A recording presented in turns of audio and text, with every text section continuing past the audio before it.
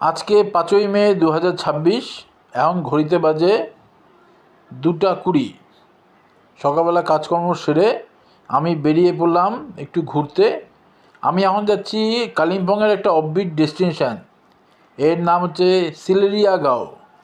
সিলেরিয়া গাঁও কেমন দেখতে একটু দেখতে যাচ্ছি। দেখা যায় কেমন দেখতে। শুনছি অনেকের কাছে সিলেরিয়া গাঁওতে নাকি অনেক হোমস্টে আছে, কাঞ্চনজঙ্ঘা দেখা যায়, এটসেট্রা এটসেট্রা। তো ঠিক আছে, আসুন, চলুন আমার সাথে সিলেরিয়া গাঁও আর দেখি কেমন সিলেরিয়া গাঁও। দুপাশে পাইন গাছে মোড়া সরু রাস্তাটা খুবই সংকীর্ণ, দুটো গাড়ি পাশাপাশি যেতে পারবে না।